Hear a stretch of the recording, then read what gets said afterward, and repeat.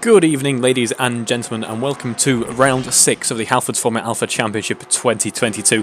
We are here at Monza this evening for the 6th round of our 12-round season, the second half of 2022, of course. Can you believe already 6 rounds in? By the end of this evening's proceedings, we will have hit the halfway point in the championship. What a fantastic championship it has been so far. Action-packed, I would say. Not a single weekend without a bit of excitement. There's a bit of excitement on board with Alan Matthews there, as he is currently in P3. I can tell you in this qualifying session at the moment, and he is going to have to abandon that run, unfortunately for him.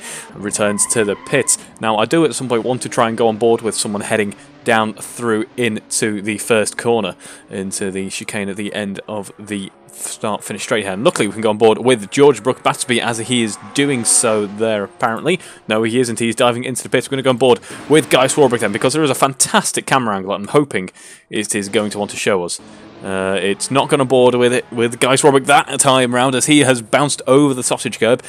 Kind of a bit of a reminiscence of Lewis Hamilton and Max Verstappen's accident there, only without the presence of Max Verstappen, thankfully, for the safety of some people's front wings. I am a Max Verstappen fan, I would just like to add to that one there. But yes, that's an abandoned attempt for Guy Swarbrick, who's leaving the pit lane once again now. He's getting ready for another warm-up lap here, but it is Will Inglis who currently leads this session at the moment. P4 in the championship is Will Inglis. Hasn't had the best luck this season so far, but is closing up in terms of points. Alan Matthews still leading with 163 and a fairly decent gap to the rest of the other drivers. But we're going to get into the championship standings later on and how they have formed up this way so far, because it has been a very interesting season actually. It hasn't been quite as clear-cut as we'd see in the previous season, where we have the likes of Matt Daly, Colin Knief being quite consistent, quite, just happily plodding along through the races and just collecting points. I wouldn't say there have been many particularly lucky drivers so far this season. It has just been hard racing for quite a few, a few weekends going awry for certain drivers, and other drivers shining as a result of that. It has been a fantastic season worth of racing. Really, some people's fortunes turning around in certain races. It has been a very dynamic championship to be watching from afar. However, we are waiting to see if we can go on board with Will Inglis, because he is by far and away the quickest car in this session so far. His best time at 129.9 compared to George Matsby's 130.4. That's his fastest time on the board at the moment, showing us a 130.7. He is currently in the pit lane. We'll just wait for a few more cars to complete a lap, and then we should be able to jump on board with them. But yes, so some fantastic racing action going on at the moment in the world of sim racing. I'm only saying this mainly because I'm in writing mode at the moment. Guys, Warwick, do not worry. You will have your article probably with about half an hour after this race finishes, as we on board with George Matsby here. But we have had the John Dooley Memorial race on Sunday, which if you haven't watched that, please do make sure you go back and watch that. A fantastic evening's worth of racing action, and all for a good cause as well. Then we obviously have this evening's race, and you may have already seen it. We have the first round of the F1 Esports Championship, which has just finished. I do not know the results of yet, actually. Well, I'm waiting to watch that back, and then we'll be, I'm sure, either a gasp or quite pleased as how it went. I did see that Jana Watmir was struggling in qualifying, which was certainly a shock, shall we say, but it'll be good. It'll be good to see the rest of that. But as I say, plenty of sim racing action going on then over the past few days. We've got just under 10 minutes to go in this session.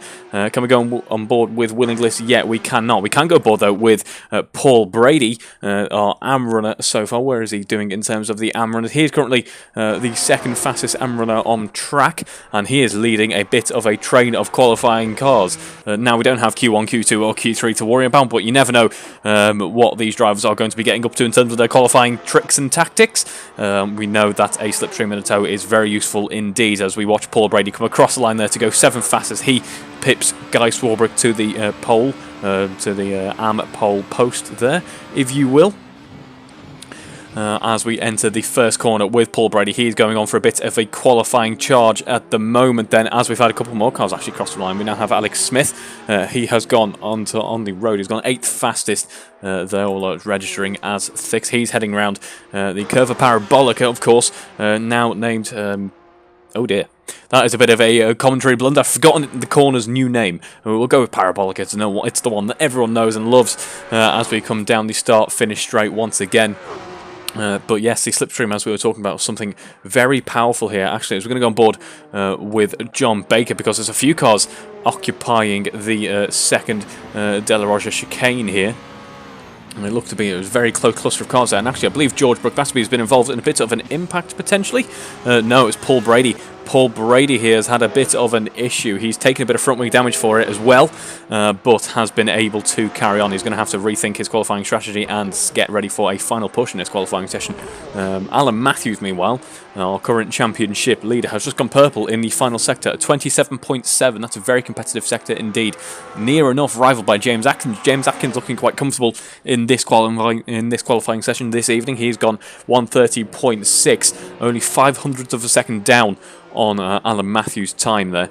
As we see Alan Matthews now, we're on board with him as we are heading into the first Lesmo corner, and then we have the second coming up in just a moment. Here's one of Sector 2 is arguably the only bit of the track that needs any substantial aerodynamic assistance here, but it all went wrong for Alan Matthews on that lap, and he's going to have to abandon this lap. As we see, George Matsby has gone purple Sector 3 rather, as he heads into the first corner now. Are we going to see that awesome camera angle? Yes, we are. Look at that. That is fantastic. Almost like a drone shot there, as we see George absolutely nailing the first corner, bouncing over the curbs and looking like he was getting ready for another fast charge here. That final sector there, by the way, was a 27.6, pretty much rivaling or matching, but ever so slightly beating Alan Matthews' time there as we head through the De La Roja chicane now, and it is 0.3 up on his previous best. That is an absolutely blistering first sector for George Matsby. This lap looked like it could be a flyer now as we head into the Lesmos and through the first corner. Turn 6, he has a bit of traffic in the form of, I believe that is Barry Clayton, who is able to get out of his way, and it shouldn't affect George's lap too much as we watch him head now down towards Ascari. Let's see how his Sector 2 holds up. He's got pretty much a clear run here, and he's taken a bit too much of a bite of the cherry potentially as he heads into the first part of the chicane there. The back end steps out substantially, and he is able to carry on as we head down to Parabolica now, but he will have shedded a considerable amount of momentum there. That is going to affect him all the way down into Parabolica. If he really nails Parabolica, he can pick the speed up back heading down the start-finish straight once again, but Sector 2 is really going to be his Achilles heel on this lap, and he knows it, and he heads back into the pits. So a last charge for George Matsby after looking so composed in the first sector. That will be frustration in the cockpit of that car there, because he's going to have to head back into the pits, get ready for another warm-up lap, and give what will be one of maybe 1 or 2, possibly 3 final qualifying pushes here if he gets out of the pits quick enough. So we're going to go on board now with John Baker, rather, as we see him now heading through turn 3 and down into the De La Roja chicane, bouncing over the curbs and back on to the loud pedal here. He's got no traffic either. If we can have a look at somewhere else on the circuit, we see there's a bit of a battle forming up between Rob Whitney and Alex Smith here. In fact, Alex Smith giving Rob Whitney a bit of a tow as we head into Parabolica. This would be very beneficial to Rob Whitney's time here. So just want to give very brief mention to the fact that George Matsby has apparently set another purple sector. No, it's not. That is Alan Matthews who set another purple sector at 27.5. The first 27.5 through Sector 3. As we see Rob Whitney now backing off a bit from Alex Smith's car there, so maybe in these cars the tow not quite as useful as you'd expect it to be in some other Formula cars, although it is I think in pretty much any type of four-wheel car you can get your hands on. It is very useful here at Monza, of course, this being I believe the lowest drag setup circuit of any circuit we will visit on the calendar, of bar Spa potentially. We know that the Red Bulls this week in Formula 1 were actually running a bit of aero, but that is probably more to do with the fact that they have got a rocket ship for an engine. I believe it's probably a multi-air. It's probably in dynamic with a blue spark, and that means that they were able to carry a bit more aero. But in these smaller, well, I say smaller, lesser powered V6 powered cars, we'll probably want as much of a reduction in drag as possible as we go on board now with John Baker, and he actually has Barry Clayton for company. Barry Clayton potentially benefiting from a bit of a tow that we were talking about here, and we see him heading through the first sector, the first kind of signs of that as he goes personal best through the first sector at 33.5 as we head now through the Lesmos. And up ahead, that is John Baker, so he's going to have to play it careful. Is John. He doesn't want to give the car behind too much of a benefit, too much of a tow here, because he's one of his nearer rivals in this qualifying session so far. But at the same time, doesn't want to compromise his own lap, as Alex Smith puts in a very, very decent lap time there, a 30.3, getting a little bit closer to Willingless's 29.9, but no one else has really threatened that, including Willingless himself. We'll go on board with him in just a moment, his last lap being a 30.9. That must have been a bit of a one-lap special from Willingless that he hasn't been able to replicate even himself so far. I'm surprised he hasn't got himself a cuppa or a nice pre-race beer, maybe. Who knows what his tipple of choice is on these race weekends, but I can tell you that Barry Clayton has just put in an absolute flyer. I wasn't expecting that really, but he has just chipped away at the sectors. 27.6, a very competitive Sector 3 as well. Lost out through Sector 2, but a 30.3 sees him go second fastest in this qualifying session. So right at the later end, right at the later stages of this qualifying session, Barry Clayton really putting the work in, and we're starting to see the times come to him. The confidence is building in that car. And who else will be challenging him in just a moment? Well, I can tell you that pretty much everyone now is out on track. So what we may do, if this Sector 1 is a little bit slower, which it is for Barry Clayton, I'm going to go on board now with Guy Strawbrick. He'll be one of the first cars coming in to cross the line here. It's a 36, it's a 38 actually. I'm not sure if that is an error or a relatively quick outlap. We're going on board then with George Matsby, the next car to cross the line, and it is a 1 minute 30.34. He takes second position away from Barry Clayton, so he is in the car currently sat on the second row, or rather on the first row of the grid. He completes the first row of the grid. Who is coming up next then? We have, I can tell you that it is Alex Smith. Alex Smith currently in P3, losing out compared to Barry Clayton by just 400th of a second. That is a fantastic lap from him, but too little too late potentially in this qualifying session. As we see, Rob Whitney comes across the line with a 1:34.7. He'll be wanting to get another lap under his belt, but this will be his final attempt in qualifying if he can make it. No, he's abandoning the session. So that is all she wrote for Rob Whitney in the qualifying session now. As we watch the next car to come across the line will be Barry Clayton. Now, Barry Clayton does improve once again with a 30.2, losing out through the first and third sectors this time round, but goes purple in second sector at 28.7 flat even. That is a fantastic middle sector from Barry Clayton. Potentially a bit of surprise to some of the drivers that the second sector is more of an influence on overall lap time than we were first thinking. As we watch Alan Matthews, he comes across the line and remains fifth fastest with a purple Sector 3. Will Inglis, our current provisional pole setter, a 30.9 once again, 30.1 rather this time round was his last lap. I can tell you that is a bit of an error on the screen there, but that is an absolutely fantastic push in qualifying for Will Inglis. He hasn't even been able to get near to his previous best lap, but that looks to be pretty much secured for Will Inglis, as it's now registering as a 30.0. There has been a bit of an incident, I can tell you, between Barry Clayton. It is just Barry Clayton, in fact. He brings an early end to his qualifying. We're going to go on board now with Alan Matthews as he improves through the first sector at 33.6. Watch him now heading through the Lesmos and heading down the straight towards the Ascara chicane. Ultimate straight line speed is the name of the game here, 300 kilometers an hour, which I've forgotten the exact conversion in old money, so I do apologise for that. But we watch him now heading into Ascari. We've seen a couple of drivers can all go wrong here. It is a very deceptive corner, can really catch you out as we head now down towards Parabolica. He loses out through the second sector. We wait to see what he can do at the end of the lap here now. He is the next car to be coming across the line in just a moment. So I'm heading into Parabolica now. He's a few tenths down to where he needs to be, but can still make some decent headway closer to the rest of the field, because it's all to play for at the top end of the field. Very close indeed. All five cars within about a half a second, I would say. So very competitive top end of the field indeed. As Alan Matthews comes across the line, does he improve? No, he does not. He remains fifth fastest out of the five currently remaining in the session. Will Inglis comes across the line to go a 30.1 this time round, which means he still currently remains on provisional pole. We wait for George Matsby to come across the line in just a moment. So I'm heading through Parabolica as we go on board with him now. Has to hit the loud pedal once again, and we just wait now to see if he can put together a lap. It's not looking amazing at the moment, but George Matsby comes across the line with a 1:30.0. So getting close. In fact, no, it's a 1:29.8. That is enough to take this qualifying position, to take this session's pole. So that is absolutely fantastic from George Matsby. A 29.8 25.8, right at the very dying breath of the qualifying session. It is George Matsby who sits on pole for this weekend. A fantastic qualifying session. It all went down to the bitter end there, but we'll join you in just a few moments' time for race 1 here at Monza.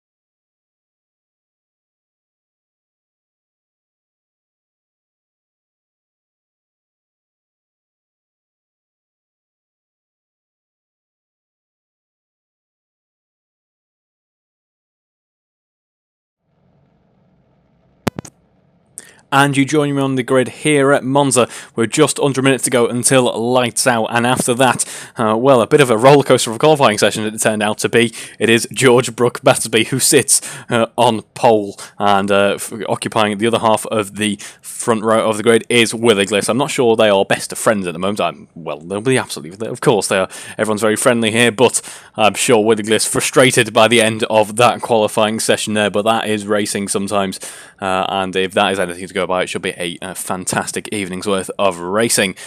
So then, 25 seconds to go, and we are all ready to see these cars at some of the highest speeds they will be running at for for potentially all year. Of course, a bit of a contrast to the next round coming up, which is Singapore, where the cars will have a substantially larger amount of aerodynamic assistance dotted about the car here. We did see some interesting queries about setup actually in the Discord, but that doesn't matter at the moment because there's 6 red lights on the gantry. And we are away. Will Inglis having a very slow getaway indeed. That was reminiscent of Lando Norris at the very same venue just a few days ago. That has meant that Alex Smith and Barry Clayton are able to get ahead of them. Will Inglis already dropping back now into fourth. Barry Clayton very early on the brakes there. George fairly late, but not as late as Alex Smith. Alex Smith, there's contact between the two actually through the first corner. We head now into the Curva Grande. George Matsby able to carry on. Will Inglis all of a sudden makes up for his errors at the start of the race. He's able to take back the first position and is currently leading, heading through Curva Grande. What a change of events already. John Baker now up into P3. Meanwhile, Alex Smith doing so well at the start of this race, all the way down in P10. What a shame for him, but the battle is going on now between Will Inglis and George Matsby as we expected it to be at the very start of the race. They are near enough side by side as we head down towards the Curva Lesmos, and it is still Will Inglis who leads. John Baker very much on the back of these two cars, goes a little bit wide into the first Lesmo and maybe suffering as a result. Meanwhile, Barry Clayton is currently in P8. He had a fantastic getaway, but was a little bit caught up in the issues through the first corner as well. So Will Inglis currently leading a train of cars behind him, a train of cars that are all desperate to get ahead of him as we head into Ascari. Let's see, will we have any issues heading through Ascari? There's an overtake by Rob Whitney. That's a fantastic move on the, or rather Alan Matthews under braking. Fantastic move by Alan late on the brakes and got the move secured there. What a shame to see that Alex Smith didn't work. I don't think anyone expected him to be there as we head down towards Parabolica now, because Alex Smith was just so late on the brakes. He seems to be able to do that sometimes. He's last of the late breakers is Alex Smith sometimes. As we see Paul Brady now getting ahead of Barry Clayton. Actually, in terms of the AM running, it is Rob Whitney who leads the AM running at this point in time as we go back on board with Will Inglis heading into the first corner. Hopefully we get that really cool camera angle again. I think we're going to, not this time around, but we will at some point in this race as John Baker goes a little bit wide, potentially trying to carry too much speed there, but there is James Atkins going wide as well, and Alan Matthews, a fantastic move there, utter bravery for him. He gets up ahead as well, and there's been a bit of an issue up here. Who is this affecting? This is Paul Brady, Barry Clayton, and Guy Throbrick. Guy Throbrick ends up in P7 after this, so I'm sure he's absolutely fine with that, but Paul Brady loses the position, as does Barry Clayton. It's not been a dream start for him in this race. As we see, the battle for first still going on. There's only 7/10 of a second separating these two cars, and it is between Will Inglis and George Matsby. Meanwhile, the rest of the field has a small amount of respite after what has been a utter action-packed first lap, and it looks to be carrying on as James Atkins has a fairly substantial issue. Where is that? That is at the first Lesmo. That's going to take him a little while to get back on track because it's a huge gravel track that the car's got to work through, and that has put him right at the back of the running. What a shame for him in this race. Hopefully he has some better luck later on or in race 2 as we head through Ascari, and it is Will Inglis who leads. George Matsby desperately wants this position back. We know from qualifying these are pretty much level pegging in terms of pace, so it should be advantage George Matsby at this point. He has the benefit of the slipstream. Both drivers able to use that push-to-pass system, the green LED ring on the air intake of the car there on the roll hoop. He should have the upper hand in terms of outright pace, but we know Will Inglis is a formidable opponent here. The car's on a full load of fuel and fresh soft tyres at 32.2, the fastest lap of the race so far. Those times will begin to tumble down as drivers may stop battling each other as much, and as the cars get lighter as well. But we see these two still within 10th of a second of each other. Speaking of within 10th, it is Andrew Bremer, and no, it's someone else. It's Rob Whitney and Guy Throbrick, I believe, had a fairly substantial impact, and that was a battle for the lead of the AM race. Guy Throbrick now leading this AM race under pressure from Barry Clayton. I'm sure he's going to let him pass here at the Curva Grande. It's quite a nice place to let cars go by, not of your Pierre Gasly last year, but otherwise it is a fairly nice part of the circuit. It's not the widest circuit, is Monza. By no means the skinniest. It's not somewhere in the UK, but certainly not I would say the easiest out of them all for overtaking, although it does have its benefits. I mean, if we were using DRS, it would be an absolute doddle, but it's not an absolute doddle for George Matsby here as we're heading down towards Ascari, and he has got his work out from only a tenth separating them as they enter the first part of Ascari. Something's gone wrong with Guy Throbrick's car there. I believe he's just had a collision of his own volition here, heading out of the second Lesmo, and that is a disaster for him. He drops back down to 10th. A couple of cars looking unsettled as well, but that is not what he wanted in this race. race. And now the two Amaraners that at one point were battling for the lead, now the last cars on the road. As we see now heading down onto the start-finish straight, it is Will Inglis who leads and is setting the fastest lap while he does so as well, 32.2 compared to George Matsby's 32.4, which is not what he wants at this point in the race. Alan Matthews, just want to give mention to, by the way, has just taken the fast lap of the race. I thought he might. He is on an absolute charge at the moment. He wasn't utmost in terms of qualifying pace, and I apologise if I am blowing out the microphone ever so slightly. He wasn't absolute in terms of outright pace, but he seems to be, in terms of racecraft, absolutely on top of things, as he's now side by side with John Baker, and looks to be trying to overtake John Baker, going down the inside of the Curva Grande. He's going to have the upper hand, I believe, heading into the De La Rocha chicane, and is going to try and go around the outside. He's going to be late on the brakes, doesn't need to think about going around the outside. It's his corner. Or is it, though? There's contact between him and John Baker. John Baker gets spat out onto the infield and has to settle for P4 at the moment. Some very close battling action going on here. Will Inglis, one small error on the exit of the second Lesmo has brought George Matsby right back into contention. He uses that push-to-pass system. That is a perfect execution of that push-to-pass system, showing really how much it can benefit the drivers there. He was able to capture it and deploy it at just the right moment to negate the negative effects of the issue he just had. And I do apologise for the amount of plosives experienced then. There isn't a mic cap that I can find that fits the stem of this headset mic well enough to stop it from sliding them out and making more noise itself, so you might have to deal with the plosives for a little bit. I do apologise as we head now into Parabolica with Will Inglis and George Matsby. There's only 0.4 of a second between the two. That gap a little bit bigger than it was on the exit of that second Lesmo on this lap. It is a very short lap here indeed, a 1 minute 13, but it absolutely flies by, it must be said. These cars really not that far off the real life Formula 1 cars actually, so it's very good to see. Of course, the top speeds, not too much difference in terms of top speed between these and the Formula 1 cars, as I believe Guy Swarbrick's had another issue, but there's an issue here for Will Inglis. Will Inglis goes a little bit wide on the exit of the first corner, tries to join back, and there's contact between the two once again, as they are now going to be near enough side by side. We're having some electrical issues in the, I'm going to call it the commentating studio, so hopefully this doesn't take the stream out. It seems to have taken one of the monsters out and brought it back. That was slightly alarming, but there's only 0.2 of a second between these two now as we head through the De La Rocha chicane, and they are still quite close. There have been a couple of incidents. God, I feel like Charles Leclerc. There has been a couple of incidents between these two, but they are able to carry on. They have been relatively close all race, and we're nearly 10 minutes into this race, could you believe it or not. Very close action indeed, and these two, I'm sure, will be fighting until the bitter end now, as we see Guy Swarbrick enters the pit, and I believe that is owing to some issues he's been having with the car so far in this race. I believe he'll be exiting the pits in a few moments' time when the car is mended, and be treating this as more of a practice session for race 2, the reverse grid race coming up later on. As we see now, the gap between these two, still within a second. All cars using that push-to-pass system. I believe they've found the optimal place to use that push-to-pass system. Alan Matthews getting past John Baker now. Alan Matthews, our championship leader, of course. He is on for a decent points haul once again, and could, don't count him out for a battle for the lead of this race. We've got 17 minutes to go. He's only 5 seconds off the lead, and in terms of pace at the moment, he is the only car in the 131s. Obviously, the lead is currently enjoying a bit of a battle, and Alan Matthews just has clean air all the way up to these two. If these two slow each other down even more with their battle, it will be Alan Matthews who leads, oh god, I'm trying to, it sounds like I'm picking favourites there. No, it will be Alan Matthews who gets embroiled in a battle for the lead here, which will be very interesting indeed. I just want to give mention to the fact that Barry Clayton has got a decent amount of pace underneath him. He's set a purple Sector 2, as he did in qualifying actually, and a personal best Sector 3, but George has responded to the charge of Will Inglis from behind, or rather lack thereof at this point in the lap, owing to the fact that Sector 1, he goes purple,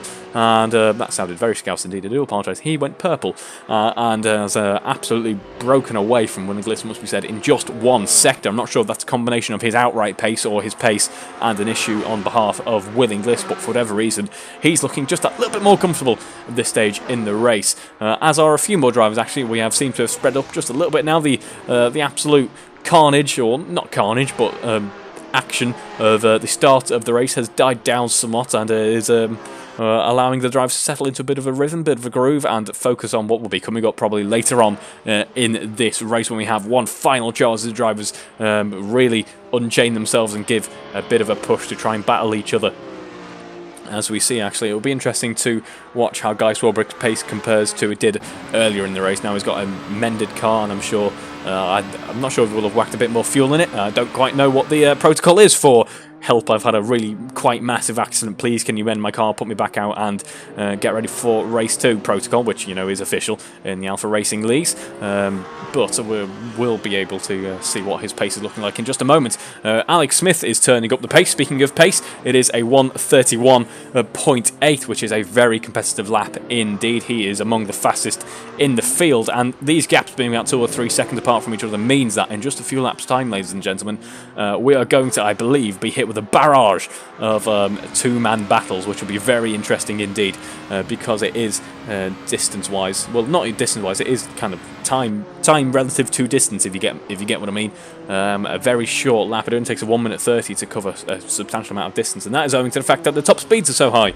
Speaking of top speeds, it is George Matsby who is very high up in the ranking, 304 kilometers an hour in comparison to, I did see at some point 306, but I don't know where that has disappeared to. But I can tell you it is George Matsby who is outright fastest in terms of straight line speed, 304 kilometers an hour, and in terms of lowest, it's usually the likes of Alex Smith. Alex Smith tends to opt for a bit more downforce on his car, but Rob Whitney really going high on the downforce strategy there, as I believe John Baker has potentially had an issue here. He's looking quite slow out of Ascari and has allowed Barry Clayton to basically take him past with relative ease, or get past him rather with relative ease, as Barry Clayton now finds his way up into 4th. Let's see how his pace compares to his nearest opponent. He's about 4 tenths of a second behind Alan Matthews on current pace at the moment.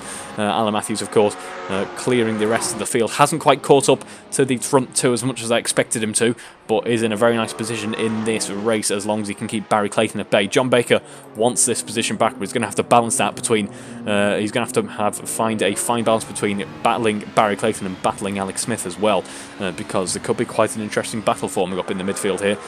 Some good points on offer, and we'll get into the discussion of points in just a moment's time. But yes, as I was saying, some cars opting for a higher downforce setup. And unfortunately, I think because of the issues in the earlier on in the race, we haven't quite seen how that has benefited the likes of Rob Whitney or Guy Swarup, because both drivers are having a couple of issues earlier on, means that there hasn't been too much of a battle between them, which is a shame.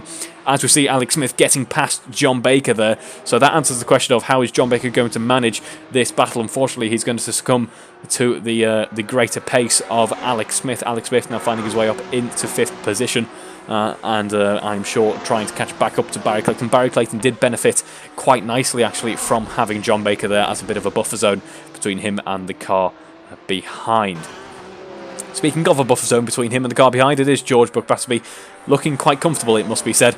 About 2 seconds now separating these two, and using that push-to-pass system down the start-finish straight. He has no major challenges for the past couple of laps. Has just set a fastest lap as well. Looking quite comfortable, it must be said. There it is, old money. I completely forgot it was down at the bottom right of the screen there, so I do apologise. About 190, 200 kilometres or 200 miles an hour is the utmost we have seen so far. I'll actually just get a better number on that for you at some point, but there's still plenty of racing action to talk about. Guy Swarup entering the pits once again. I'm not quite sure the reasoning behind this one, but I'm sure we will see more of him in race 2. But we're waiting to see what can happen between Alex Smith and Barry Clayton. We compare their pace at the moment.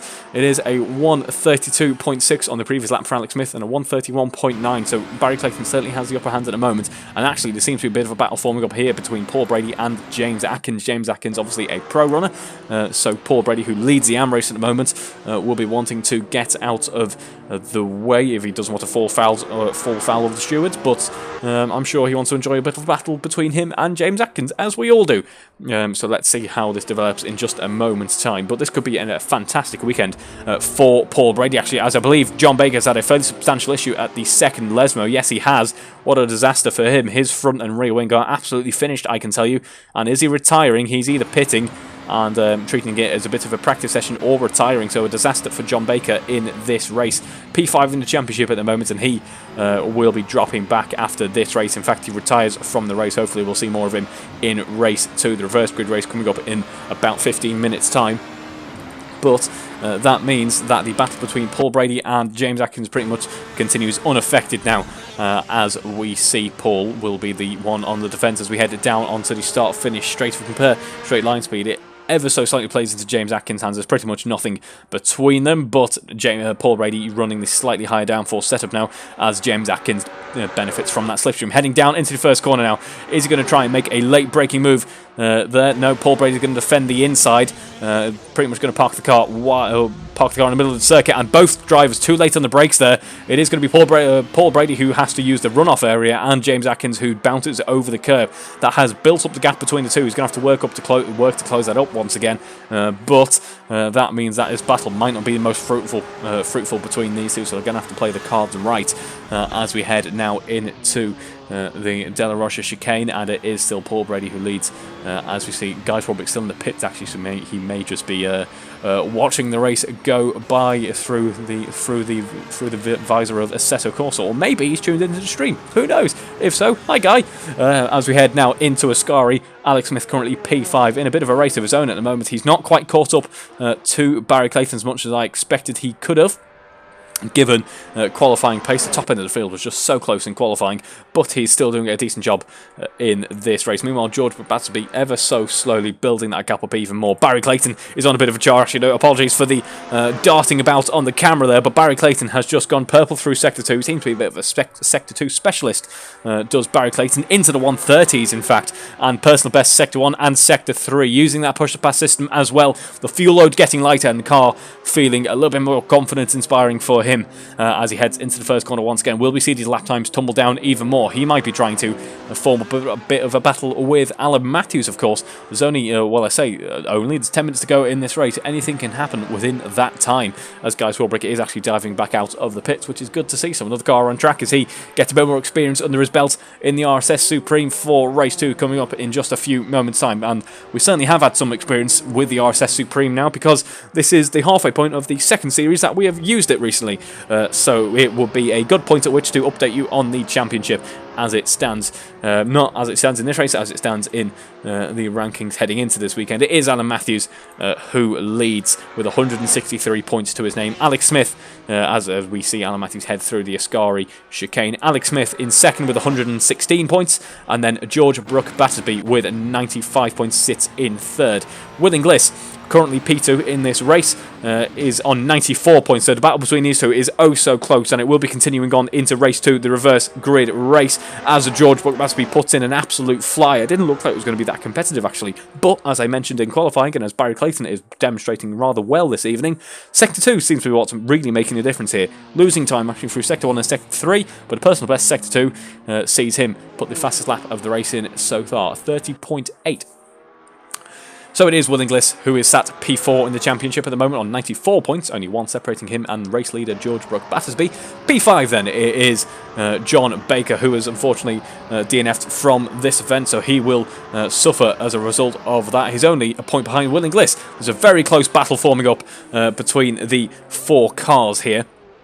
In terms of P3 down to P6, Barry Clayton is on 91 points as well, and he is on, as I say, 91 points, very close indeed, currently in P6 in the race, and P6 in the stat. Oh, apologies, that is not Barry Clayton at all. That is Paul Brady. Paul Brady under pressure from James Atkins there, but there's Barry Clayton P4 in this race, currently P6 in the standings. Then we have Andrew Brammer on 77 points, unfortunately not present this evening. I believe he's trying some setup changes or is having some setup issues this evening, so didn't want to make it lest he struggled with the brakes, which of all the circuits to struggle with the brakes, this is probably one of the worst.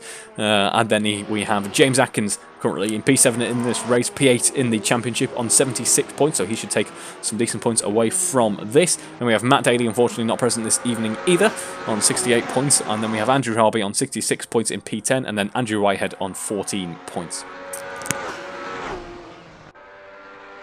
As Will Inglis sets a very competitive lap time indeed of a 131.0, heading into the first corner now. There in the distance you see the fact that George Battersby is breaking away from Will Inglis actually, and we see that Alan Matthews is closing in on Will Inglis.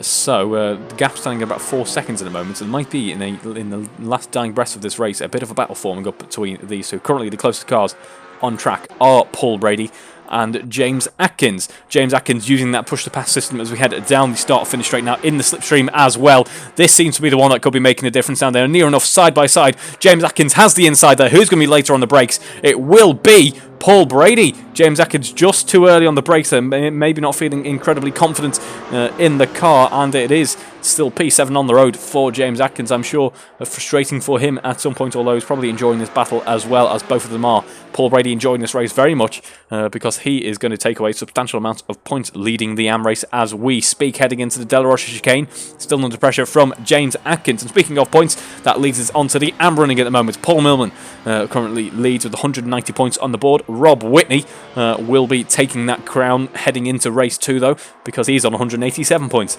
and is currently P2 in the championship. Guy Swarbrick, P3 in the championship, 94 points to his name. He'll be taking a decent amount of points away from this weekend as well. Paul Brady currently P4 on 91. He'll have a fairly substantial jump, obviously leading the AM race as things stand at the moment. And then we have Steve Knight on 87 in P5. So some very close developments in the championship standings at the moment. At the halfway stage, anything could happen, really, which is good to see. As we see there in the background, I believe that is a lapped Guy Swarbrick, but Paul Brady doing his utmost to keep James Atkins behind. These two just doing a very good job of keeping the pace up and occupying the same bit of tarmac for quite a long amount of time, which is nice to see. Some excellent racecraft on display. We have just under 5 minutes to go in this race. Could you believe already how quickly this race has gone? There has been, in fact, contact between Barry Clayton and Alan Matthews. I didn't notice that these two were so close together. I believe that may have been someone tried to rejoin because I didn't quite expect them to be that close together. But however, the negative effect of the impact that both of them have suffered from has resulted in Alex Smith, all of a sudden out of nowhere it seems, being able to pip there was Alan Matthews to P3 all of a sudden. Alex Smith now sitting in P3. We know Alex Smith doesn't have the best luck towards the end of races. However, this time around it seems to be he's got some fairly substantial luck. Barry Clayton diving into the pits. Alan Matthews seems to be really suffering of some type of issue in the car. I hope this isn't a retirement for both. Our championship leader might have to dive into the pits if they've both got really substantial damage. That would be a shame indeed. That does promote some of the drivers up and means they'll be taking even more points away from this weekend. However, James Atkins is going to struggle with that. One small error sees him dropping it on the exit of the second Lesmo, I believe that was. Yes, it was. And that is not what you want at this stage in the race. I believe we could be having a few cars entering the pits, although James Atkins' car seems to have survived it quite well.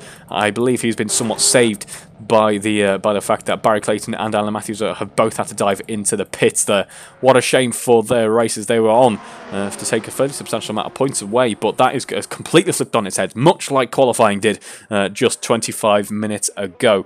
So in terms of the championship, that means that Alex Smith is going to gain quite a remarkable amount there, and almost kind of draws him back into this championship fight, which I'm sure he's absolutely pleased about, because we've seen it so many times in the past. Alex Smith does not just doesn't have the best luck at the end of races, so I hope this is the turnaround in fortunes for him. And heading into the second half of this season, the battle between Alan Matthews and Alex Smith, George Matsby, in fact Will Inglis, John Baker, Barry Clayton as well, and why not chuck Andrew Brammer in there as well? There's 7 cars really in the running for this.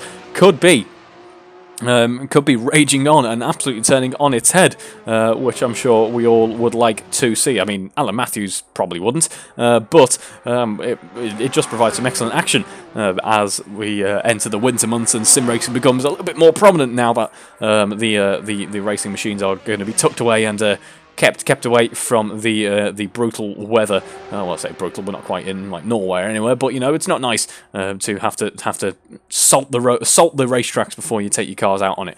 As we see Alex Smith looking like quite the Lone Ranger really, heading down towards Parabolica with about 20 seconds between either Will Inglis up in front or Andrew Brammer behind as well. He just needs to keep at a nice, solid, consistent pace, doesn't overdo it, or hopefully doesn't run out of fuel or anything like that. And he should come home with a good amount of points there and a well-deserved podium as well. So, yes, a very interesting development in this race. Meanwhile, James Atkins seemed to have recovered from his earlier issues, only about 5 seconds behind Andrew Brammer here. Currently P5 on the road, very impressive. Rather, that is Paul Brady. That is worth mentioning, actually. Paul Brady in the AM running, currently sat P4 on the road. He has had a fantastic weekend in the AM running here, 33.7 at the moment. But yeah, P4 overall, that is a fantastic job from Paul Brady and a well-deserved lead of the AM running here. It's about 30 seconds clear of Rob Whitney. Rob Whitney, of course, having the issues earlier on. Yeah, what a fantastic job from here. A really well mixed, really competitive field, not only this round, but throughout the entire season. So we'll be looking forward to race 2 then. It should certainly deliver the reverse grid race. We've got just under a minute to go on the timer, and we haven't looked at him in a little while. We're getting on board with George Battersby, because what a fantastic job he has been doing in the lead of this race. He's been quietly chipping away at the lap times. Hasn't really thought about too much about what is going on behind him in this race, rather, and as a result, will be coming home with a well-deserved victory as we now start the penultimate lap of this race. I just want to mention, actually, the pit has been so long for Barry Clayton and Alan Matthews. Not quite sure why there's been such a long pit. Have they put themselves on the naughty step? Either the game has put them on the naughty step, or they have put themselves on the naughty step and said to each other, "You've been a bad Barry Clayton, you've been a bad Alan Matthews, and as a result, you're going to have to watch this race." I'm not quite sure what the reason is, but I'm sure Ghost Robbie's quite happy, because he will now be classified P7 in this race. Doesn't change too much, but means he can at least take that away from this race, and get ready for the reverse grid race coming up in just a few moments' time now, as we watch George Battersby, our race leader, on the penultimate lap, heading through the Della Rocha chicane once again without anything in the form of challenge. In fact, all drivers are now settled into a bit of a rhythm. Calm down. Things have calmed down in this race, and we're just looking to bring it home now without too much in the form of chaos or carnage, or hopefully without a safety car as well, because Monza safety cars aren't the most fun thing in the world, as we found out just a few days ago. There is James Atkins heading through the first corner. By the way, he really has recovered from that very small issue. He suffered a bit of front wing damage, but it doesn't seem to be affecting him too much here. He's running along quite nicely at this point. Willing-Gliss, meanwhile, setting the personal best sectors, as he is probably trying to put on a bit of a last-minute charge, but it's going to be very last-minute if he can make 3 seconds a lap here. What a feat that would be. As we see Paul Brady also going personal best. I think the fuel load's now getting really quite low. This track, of course, somewhat sympathetic to the tyres, actually, means that the cars should be quite pacey at this stage in the race, and that certainly seems to be the case, as the personal best sectors are now starting to roll in. As we go on board with George Battersby to watch him as a bit of a parade lap, watch him head round his final lap here at Monza, and it is going to be a well-deserved victory, I fear. A bit of a kick-up of dirt as we head round the Curva Grande, but he is able to carry on with no major effects of that. In fact, he's about to come across his first bit of genuine lapped traffic. In fact, the fact that it's taken us all race for that to occur is testament, really, to how close the racing has been. As we see Rob Whitney very dutifully getting out of the way there with no real issue there. Very nice to see. And this will be quite a relaxed and composed George Battersby, I imagine, heading back across the line here, I am sure. As we see, he's currently P3 in the championship, another 25 points to his name, maybe 26 if he's got fastest lap if you're going by F1 terms there, but that should bring him about 110 points. That will bring him to Alex Smith's current standings. Well, of course, Alex Smith is going to take a little bit more away from this weekend, as are the likes of Willing-Gliss as well. But it really does make for quite an interesting development in the championship standings, does this weekend, as we watch George Battersby now heading into the Curva Parabolica for the final time in race 1. It has been a fantastic drive, well-deserved victory on its way for George Battersby. It looked like it could have gone wrong from the very start, but he fought back, and fought back well indeed, as he comes across the line to take the race 1 victory. What an impressive drive from George Battersby. At the very end, he pipped it in qualifying, but he didn't need to wait till the very end to pip it in race 1. Willing-Gliss will be coming going P2. Commiserations, Will, after a fantastic drive, a fantastic qualifying session as well. It was all just too little too late, unfortunately, but still a well-deserved podium finish there. Likewise for Alex Smith, as he heads down towards the Curva Parabolica himself. Looking very lonely there. I do apologise, Alex Smith, as he heads around that high-speed right-hander and steps back onto the throttle. You're probably stepping back onto the throttle a few meters before that, in fact. But a surprise podium potentially for Alex Smith as he rounds out the podium. What a fantastic drive for you as well. No major mistakes, and you capitalise on a few other people's misfortunes and take P3 as a result. As we watch Paul Brady now. Is he a bit low on fuel? Oh no, that's not what we want to see. Oh, as we see, and James Atkins then is heading around the Curve of Parabolica. We're coming across the line to take P4 on the road, in fact. Congratulations, James. It doesn't affect anything in terms of your point score, but a very well-earned P4 for James Atkins there. What a shame for Paul Brady. I think he's out of fuel. Oh, no. Does someone want to offer to be a recovery service? Where's my G920? Where's the 75? Oh, break out. I've discussed it. I don't think the 75 is running very well at the moment. It's sat here idling for quite a long time. It's probably a bit poorly, but Oh, this is just tragic. I feel so bad for watching. But I just want to give mention of the fact that Gaius Roberts has been classified P7, Barry Clayton will be classified P8, P9, and then John Baker rounds out P10. But I don't think Paul Brady can make it home, unfortunately, which means Rob Whitney then, in an absolute twist in fortunes, will be coming home P5 on the road and takes the AM race victory. I do not believe it.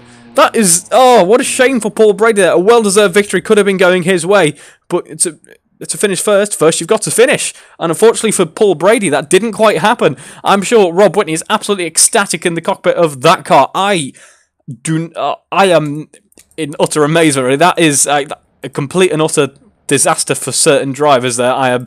This weekend has already been a bit of an emotional rollercoaster, and I'm sure race 2, the reverse grid race, is only going to become more exciting as well. So I'll catch you in just a few minutes' time for the reverse grid race.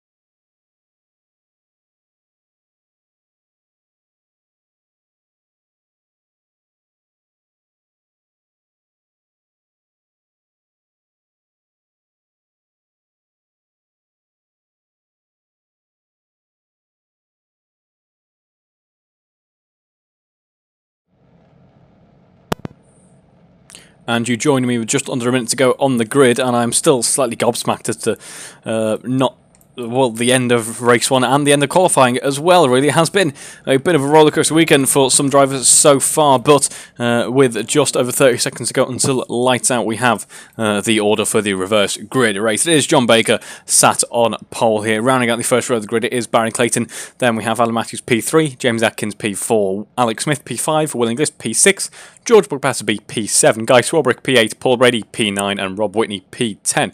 Monza is one of those circuits actually which puts my camera car behind the rest of the field, so it's quite nice to be able to completely read out the order for the reverse grid without any major issues, and hopefully we won't be having any major issues heading into turn 1 and the Curva Grande like we did in race 1. It is of course a very close field on the run down to those first couple of corners, so just some good hard racing please folks, as we see the 6 red lights on the gantry are already out there. A bit of wheel spin for John Baker on the launcher, that allows Barry Clayton to get past, and the other cars behind carrying a bit more speed as well. Who's going to be later on the brakes here, heading into the first corner? It's going to be John Baker late on the brakes. Actually, James Atkins very late on the brakes, and I don't think that was James Atkins' fault. Actually, I think there was a bit of a spear from a car behind, potentially. Whatever reason, that sent a couple of cars flying. Unfortunately, one of them being Alex Smith. Alex Smith in a similar position at the start of race 1. Hopefully he can recover from this. Will Inglis having an issue as well. He's down in P5 already. Meanwhile, James Atkins in P9. So another shocker of a start for certain drivers, and for certain drivers it went quite well there. As we see, Barry Clayton now leads this race half a second ahead of John Baker. John Baker has a lot of pressure actually from Alan Matthews, our current championship leader. Let's see how he fares in this battle against John Baker. Could be quite I don't think we've seen these two battle too much actually, so it'll be very interesting to see how that plays out. The back end of Alan Matthews' car stepping out on the exit of the second Lesmo. He did a very good job actually of catching that. However, though, it is under a great pressure from George Buckpassby. And now side by side as we head down towards the Ascara chicane. Who's going to come out on top here? Because of course you want the inside really for this corner. It's going to be George Buckpassby who comes out on top. Actually, there's contact between the two there as they headed through Ascari. Very high speed collision. Both doing an excellent job to not really be facing the wrong direction on the exit of Ascari there. However, George does lose speed in that instance, and that allows Alan Matthews to overtake. There's a small lag spike there. Allows Alan Matthews to overtake, heading into the Parabolica and take back P3. A spot on the podium once again for Alan Matthews for the time being, but for how long and for how hard he's going to have to fight for this. Meanwhile, all his battling has allowed Barry Clayton to break away a little bit. The gap now standing at about a second and a half. Fantastic drive from him to start this race. There's trading positions between Rob Whitney and Paul Brady. George Buckpassby and Paul Brady have to take the long way around, late on the brakes, having to go for the escape route. That is not exactly what they want in this race. That has cost George Buckpassby a substantial amount of time. However, has allowed him to pretty much stay on the rear wing of Alan Matthews, which is what he wants to here, I am sure, and I believe has allowed John Baker a bit of respite for a brief moment's time. However, Rob Whitney, Paul Brady still battling it out here, so it goes to show that that runoff really does work well. It punishes you for getting the first corner wrong, but not too much. It allows the racing action to continue as we see Paul Brady and Rob Whitney battling, and in a much cleaner way than it was in race 1, because of course the battle didn't really happen in race 1. It was more of a fuel error that meant that they ended up trading positions there. Rob Whitney, however, currently takes the lead of the AM race on merit this time round. Of course, not to say that there isn't merit in putting the correct amount of fuel in your car. There's definitely merit in that. I would like to know actually if Paul Brady was fuel preserving that entire race. In fact, he wasn't though, heading into Ascari. He was going in too hot heading into Ascari and has dropped 3 positions as a result. That rather brings his charge for the lead of this race to a premature end. We'll see how he fares later on in the race. However, we've got 20 minutes to go. Don't count anything out yet. But Guy Swarbrick currently sat in P2 then, only a couple of seconds down the road from Rob Whitney, the AM race leader. In fact, he's currently P2 in the AM race and is going to be just the car behind in the AM running as well, in terms of road running as well, because Will Inglis is able to get past. I think Rob Whitney's going to try and fight it though, because he wants that buffer of Will Inglis if he can get it. They are going to be side by side heading into the first corner. Will Inglis later on the brakes. He was at one point, of course, in qualifying provisional pole sitter, so he certainly has the pace to back himself up there. As we see John Baker, in fact, trading positions with Alan Matthews. I wonder if that was a turn 1 issue like we saw on the previous lap. Not quite sure. We'll have to see how that battle develops, but Rob Whitney for the time being is behind winning list now and is only in fact 6/10 of a second up the road from Guy Swarbrick, and who is himself only a few tenths up the road from Alex Smith. So there's going to be a very interesting battle forming up here. How do the pro runners navigate the AM runners, and how do the AM runners navigate a battle for the lead in between, allowing the pro runners past here? All is going to be very interesting indeed as we exit the second Lesmo. That rather makes it slightly easier though. An error for Alex Smith, I believe, sees him running a little bit wide on the exit of the second Lesmo, diving into the gravel and all the way down in P9 on the road now. What a shame for him. Meanwhile, George Matsby heading into Ascari has been able to find a way past Alan Matthews. So that is a fantastic move from him. Wasn't quite expecting that this early on, but he's now into P3 is George Batsby. Meanwhile, Willingless breaking away from the Amrons a little bit there. Rob Whitney keeping Guy Swarbrick at bay for the time being. Seems to be that Guy had the upper hand in terms of pace on the exit of Ascari, but Rob Whitney is sure to respond down the start-finish straight. Meanwhile, Alan Matthews actually getting back past George Batsby as we go on board with Rob Whitney, because all of a sudden there's Paul Brady, in fact. Where did that come from, however? Paul Brady is now alongside Guy Swarbrick as we head down the start-finish straight, so we now have a three-way battle. The entire AM field is now battling for the lead of the AM race. That is a fantastic development in this race. Let's see how they play it now. Heading in to turn one, the speed's a little bit lower on corner entry for these guys, bouncing over the first curb. Paul Brady does a very good job actually of facing the correct direction after that, because we've seen time and time again the back end can step out one small error and you're dipping onto the gravel and it's basically race over at that point. However, these guys able to carry on heading round the curve of Grande. It's not going to be a grande move to use a certain croftyism there as we head into the Deli Roger, and it is still Rob Whitney who leads these three at the moment. But can you believe the entire AM field only separated by a second? That is fantastic. It's going to be some very competitive racing indeed, as who is that going wide?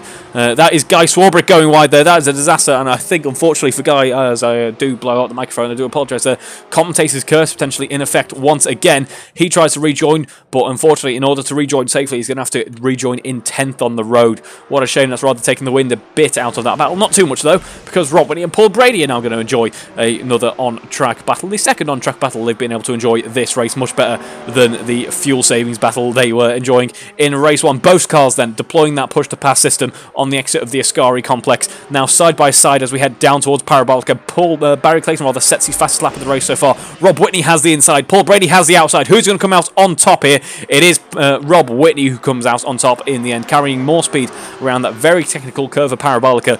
He heads on to the start-finish straight with Paul Brady in tow, and literally in tow as well, because we know that Slipstream very effective here as we head down towards the first corner. Who's going to come out on top for the next lap's worth of battling, because we know the battle certainly isn't over yet. Speaking of the battling being over, though, it may be over for the likes of Barry Clayton, who's been able to romp away after a successful start to this race.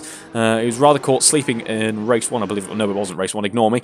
Was rather caught sleeping, potentially, but has found his way up into the lead of this race. Meanwhile, Willingless gets past George Batsby. Wasn't expecting that development, but George now sees himself in P5 at the moment, rather, and will be battling it out with Willingless, his nearest rival in qualifying.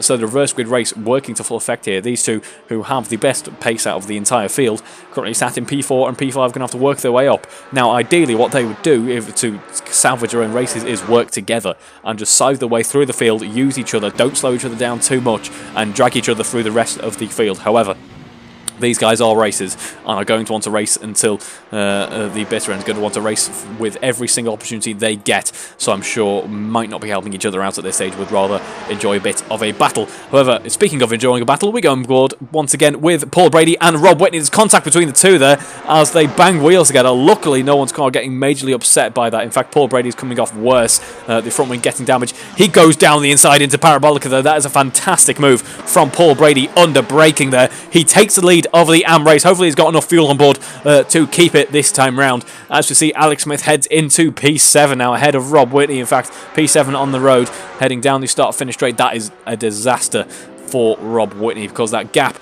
between the two there isn't going to matter, as it turns out. There's in fact going to be too little of a gap between the two as they make contact heading into the first corner. I believe Rob Whitney was able to just about keep a hold of it. Paul Brady goes onto the outside of the course there, is still P6 on the road ahead of Alex Smith. The gap now between Rob Whitney and Paul Brady is fairly substantial now. What a shame that the battle coming to a bit of a premature end, though, although it might form up once again, because Alex Smith back ahead of Paul Brady now. All Rob Whitney has to do And I say it's easier said than done. All he has to do is catch up to Paul Brady. Come on, Rob. It's all you have to do. Very easy indeed. Of course, we know that isn't the case.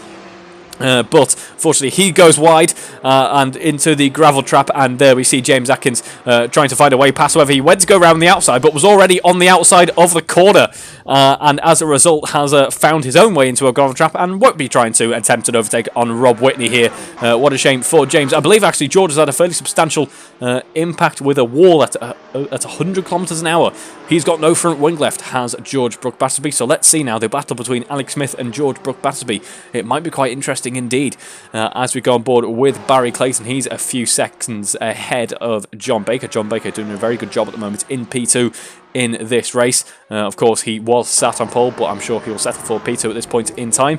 And then Matthews in P3. George Brook-Battersby actually entering the pits.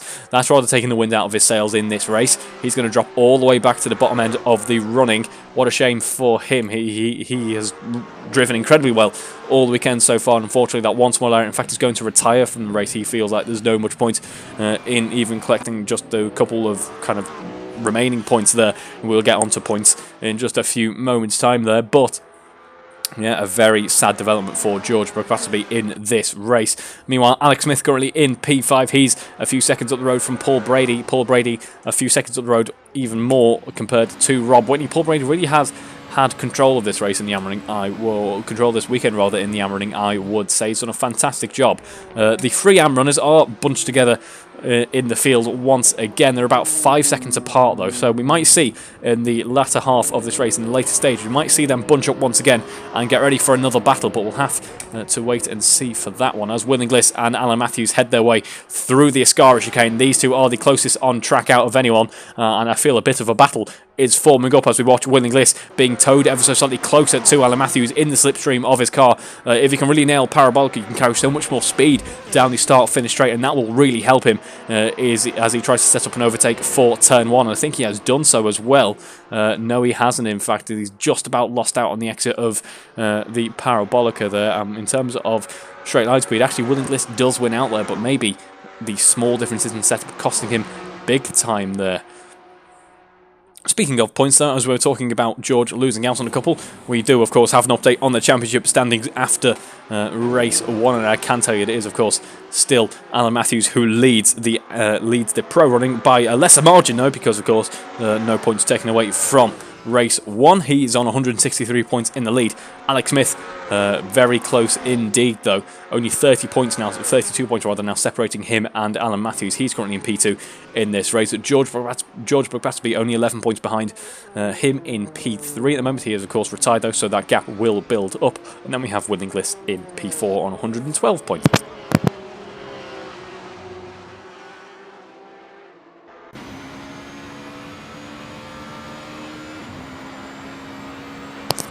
Continuing on then, we have John Baker in P5 on 93 points. He is doing a very good job, actually. A bit of a late charge, bit of a late recovery in the second, or what will be the second half of this season's running. Then we have Barry Clayton in P6 in the running on 91 points at the moment. He's currently P1 in the lead of this race, so doing a very nice job of it as well. So this will be a very good thing for him in terms of championship standings. He should leapfrog a couple of drivers potentially if all things go well for him. John Baker, though, setting his fastest lap of the race so far. Someone who is about to set the fastest lap of the race is probably Alex Smith, who's just posted an absolutely blistering Sector 2. We watch him head down the start-finish straight once again, though. What will it be for Alex Smith?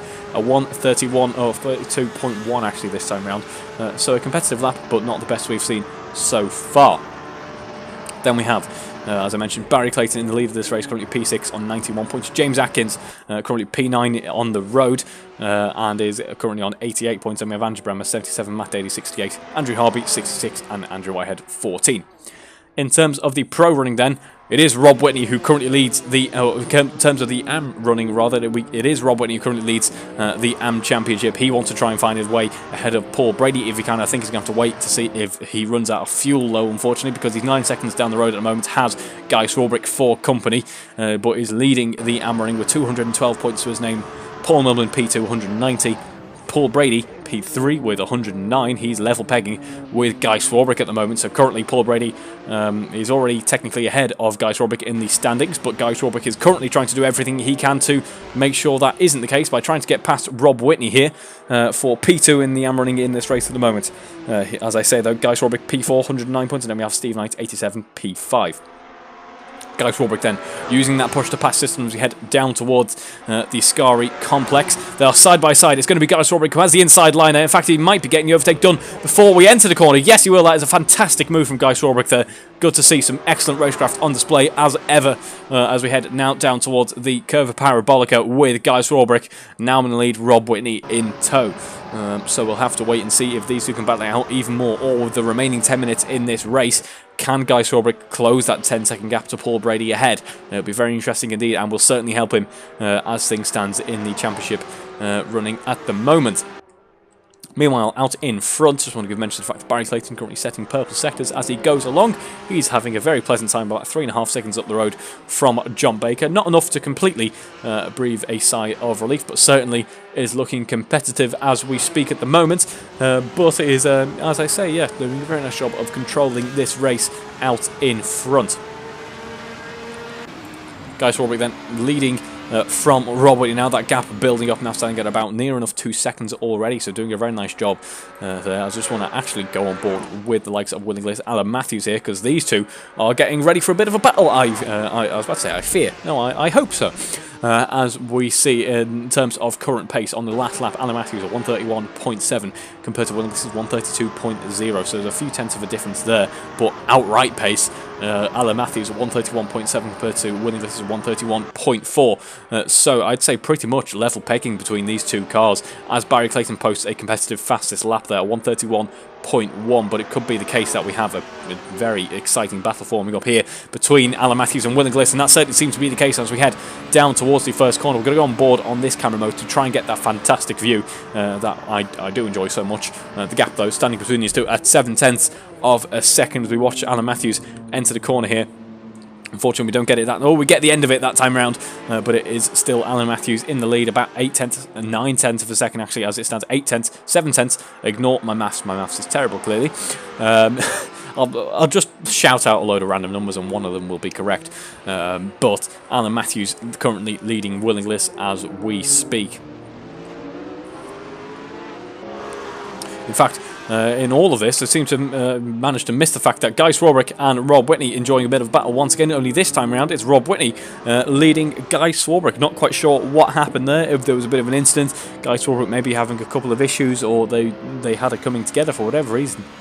Guy Swarbrick now finds himself in P3 in the AM running once again, so he's going to have to work for it to try and get that overtake done, but with only 8 minutes to go, the question does appear in your mind whether or not he'll be able to get it done, because it does take a little while to set yourself up for the overtake and to build up that pace advantage to get the overtake done, because it's all well and good keeping up with someone, but overtaking someone is just a different league. Very difficult indeed. As you see the gap now between these two, still at about 0.8 of a second, perfect example in fact. He's able to echo Alan Matthews is winning list. He's able to follow him pretty much every single part of the circuit. They're pretty much trading blows about even, but there's not enough of a pace advantage for him to set up the overtake and get the overtake done. So we'll just have to wait and see. Alan Matthews is breaking away a little bit because he absolutely nails Sector 3 every single time. I think the ideal driver really would be Judd Matsby through the first sector, Barry Clayton through the second sector, and Alan Matthews through the third sector. That would give us, I think, the ultimate in terms of Monza pace here this evening, because they are the sectors that all three of those drivers have been feeling, I would say, the most confident, or looking the most confident at least.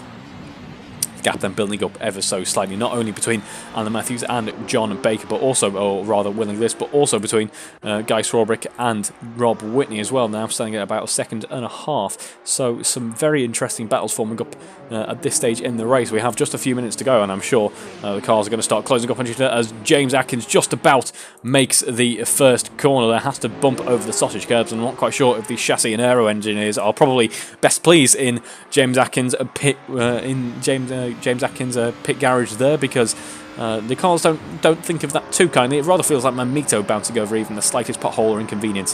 Those 18-inch alloys, I'm sure some of you can relate, certainly do look the part, but my oh my, do they have some challenges, shall we say. And the SAR belts don't help. The SAR belts really don't help. Nor does the adaptive suspension, which currently isn't working. Making a perfect advert for the car here. The car's got uncomfy seats, uncomfy wheels, and the uncomfy, very highbrow language there. Very uncomfortable seats, very uncomfortable wheels, and the very expensive adaptive suspension system is broken on it. So if you do want it, inquiries at you know, shout at me in the comments. As we see, though, someone who is shouting at someone else is Guy Swarbrick against Rob Whitney here, as if to say, get out of my way, I'm using my push-to-pass system. Heading down towards Parabolica, he gets ahead of Rob Whitney, but we know the battle between these two is certainly capable of continuing on. I'm sure it's going to be trading blows until the very end of the race, which is what we'd like to see. In fact, we're having proof of that now, as Guy Swarbrick is weaving to try and break the toe. Doesn't want to weave too much, though, as he heads and sets himself up for the inside of the first corner. Izzy knows he's going to open up the inside. Feels like he can probably nail the braking better if he takes the outside line here, and there we go, there's proof of that. Rob Whitney follows him, actually thinks better of a late braking move, a late dive down the inside there. Feels like that is not the safest course of action, and that is very much the case.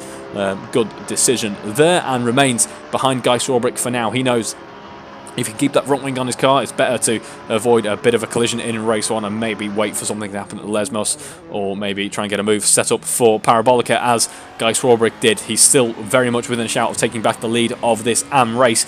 Been a very enticing battle between these two, actually, it must be said. And it has gone on for quite a while now, as we go on board with Barry Clayton, and he sets a 131.6. He's doing a very nice job in the lead of this race. There we go, Rob Whitney out of the Lesmos. Rob Whitney seems to be really quite comfortable through Sector 2 in comparison to Guy, who seems to be more comfortable in Sector 3 and Sector 1, I would say.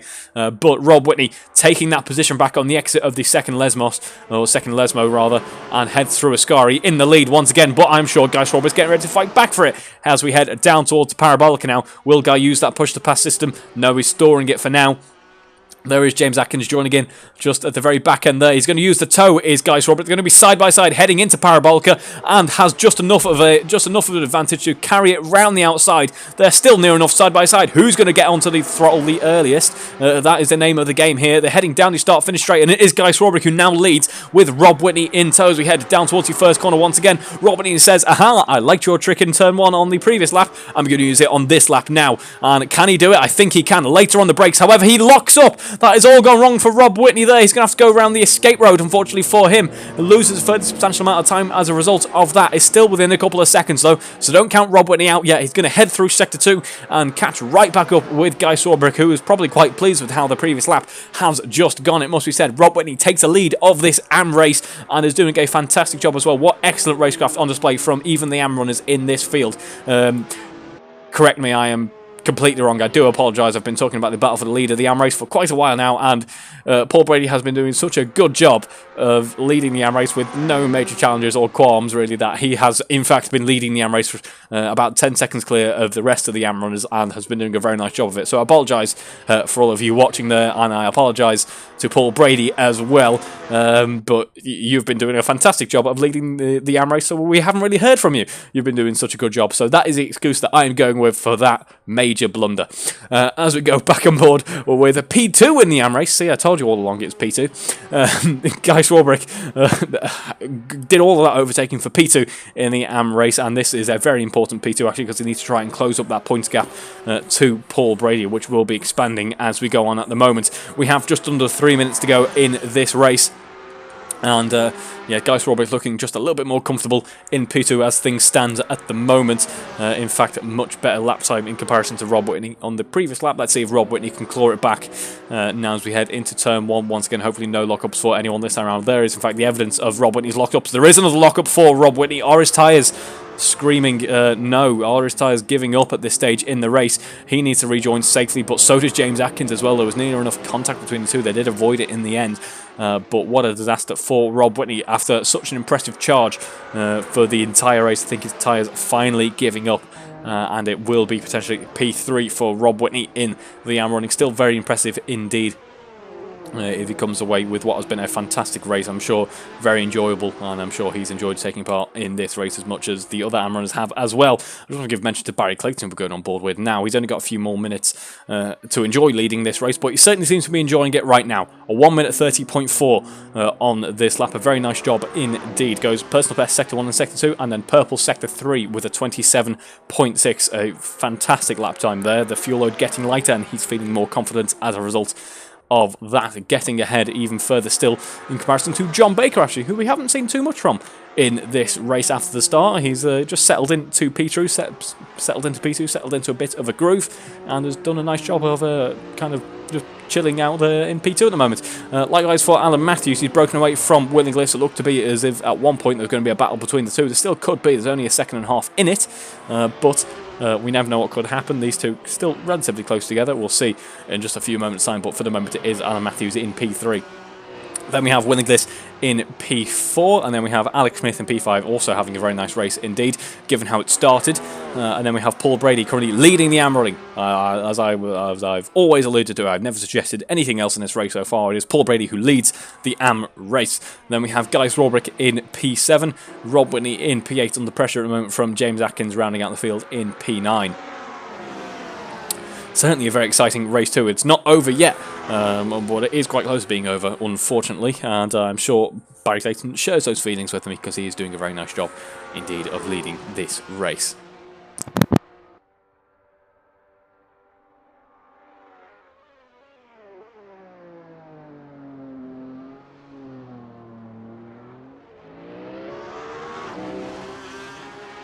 Actually, as we go on board with Alex Smith, he's just at a fantastic lap time of a 1:30.2. A very competitive lap time indeed there, but unfortunately does go a little bit wide late on the brakes, potentially heading into the first corner, and loses a bit of time as a result of having to go through the runoff there. I don't think they're being particularly strict on going around the arrows there. They're rather just bouncing around, or rather crashing through them on occasion, which is absolutely fine. It's a little bit of a visual flourish potentially, as Carl looking quite upset under braking there, it must be said, as Barry Clayton has in fact started the final couple of laps of this race, now on the penultimate lap. Paul Brady picking up the pace as well. 1:33.0 is his best lap. 1:33.4 was his previous lap attempt there, so very competitive indeed. Some personal bests in that one as well, breaking away from the likes of Guy Swarbrick, as we seem to be settling in the AMRAing after what has been I'd say the AMRAing really has been quite close all race in fact. But seem to be quietening down now. So we go on board with Barry Clayton as he heads around the curve of Parabolica, and we're going to be starting the final lap of this race, but has been utterly controlled by Barry Clayton, it must be said. He has done a fantastic job and will be reaping the benefits in terms of championship standings. He's currently P6 in the standings, but 35 points to his name. He will be getting really, rather for George, worryingly close to him, who is George, obviously DNF from this race. This will really help Barry Clayton in the championship standings. As we enter the halfway stage of this race, it's certainly anyone's game, which is what we like to see. Barry Clayton really liking to see the Curva Grande at the moment, with no other cars anywhere near him, because he's been doing such a fantastic job in this race. As we head now into the De La Rocha chicane, just looking very composed indeed is Barry Clayton in that very luminescent #1 plate liveried RSS Supreme. Just in the distance there you can see John Baker heading through the De La Rocha chicane. Likewise, there we have Alan Matthews as well in P3, Willingliss P4, Alex Smith P5, Paul Brady P6, he starts the next lap. Guy Swarbrick comes to the end of the previous lap in P7. In fact, we have everyone on the lead lap, which is a very nice thing to see. Rob Whitney P8, James Atkins P9 as well, as heading up towards the scoring now. It is our race leader, but yeah, very good thing to see. Actually goes to show we have a very close and competitive field in this evening's proceedings, because everyone's still on the lead lap here at Monza. That is a feat indeed. But for the final time in this evening's running, and for the final time this season, it is Barry Clayton who will be heading up to the Curva Grande, rather for the Parabolica. Ignore me there, and I'm sure he's very happy indeed. We might see some victory celebrations now as Barry Clayton after a fantastic start, takes the race 2 victory. Congratulations, Barry, for utterly controlling this race, and you have been rewarded with a well-deserved finish there. John Baker comes home P2. Alan Matthews rounds out the podium in P3. Very close top end of the field, actually. Willingless will be taking home P4. Alex Smith, after a slow start, will be coming home P5, so well-deserved there. A weave and a wiggle to finish there. Then we have Paul Brady, our lead AM runner, and again, I never suggested anything otherwise, will be coming home in a few moments' time to take the race 2 victory. Do we have any donuts upcoming? We'll find out in just a moment, I think. Alan Matthews, yes, the application of the throttle is well justified there, as we see some parking going on, but no donuts just yet. We're going to go on board though with Paul Brady as he is heading down the start-finish straight after a well-deserved victory there for Paul Brady. He takes the AM race victory. Congratulations, Paul Brady. Then, after a battle for the ages, it is Guy Swarbrick who comes home with P2 in the AM running, P7 on the road in the end. Well-deserved Guy Swarbrick, and commiserations Rob coming home P3, rounding out the AM podium though. Fantastic drive and a fantastic battle as well. It was thoroughly worth watching. And then James Atkins comes home P9, scoring some decent points that will help him in the championship as well. So fantastic drive from pretty much everyone this evening. There we go. Thank you, Alan. Cooking those rear tyres, and the diff struggling a little bit there, but eventually caught what its duty was, and it is to cook some tyres. As you see, Alex Smith also taking part in the what we're going to call this one. We'll think we call this freestyle stunt driving, I think is what we're going to call this, because it's not just donuts, it's wall bouncing as well. But thank you, Alan. It's like RSS Supreme breakdancing. I don't quite know what to call this, really. It's just kind of weird sort of movements and crashes across the track. It's an odd one. Not quite the usual donuts, but thank you anyway. Always good to have a bit of a flourish for a finish, and what a finish as well. What a finish, well-deserving of what has been a fantastic weekend. In fact, no, we're going to have more donuts first. Sorry. You can't go away yet. Stream hasn't ended yet. We're enjoying Alan Matthews cook his rear tyres. I hope all the donut potters, you know, all the guys who spend the time baking and cooking and making these donuts really do go back onto the stream. If you don't watch any other bit, you just come to the end of the races to watch the demolition derbies and the donuts. And I think Willingless wasn't volunteering to take part in that donut then. I think he was actually just trying to get back onto the track, but Alan Matthews decided, nope, you're going to take part in some donuts. And Willingless has rolled with it. Which is good to see. They are some very substantial donuts, and they've finished off his rear tyres, actually. I think that was Guy taking part in some donuts as well. Rob Whitney is going to enjoy a bit of a cool-down in-lap. Probably the only race engineers, probably, or the only ones on the paddock, in the paddock, rather, who are actually happy with Rob Whitney there, because he's brought the car back in a healthy state. Think about the engine costs and the tyre costs that all contributed to by the end of the evenings where we just spend our time cooking tyres. Anyway, I've now spoken for so long about donuts that it kicked us out of the session. So I hope you've enjoyed watching as much as I've enjoyed commentating round 6 here at Monza, the halfway point of the season. Can you believe it already? I look forward to catching you in a fortnight's time for round 7, Singapore. Bit of a contrast from Monza, but it will certainly deliver, I am sure. It will be a very interesting evening indeed. And of course, before that, we have the next round of the lottery pick touring car series. So don't go anywhere. We have plenty of action coming up soon, and I'll catch you in the next couple of streams. Thank you very much for watching.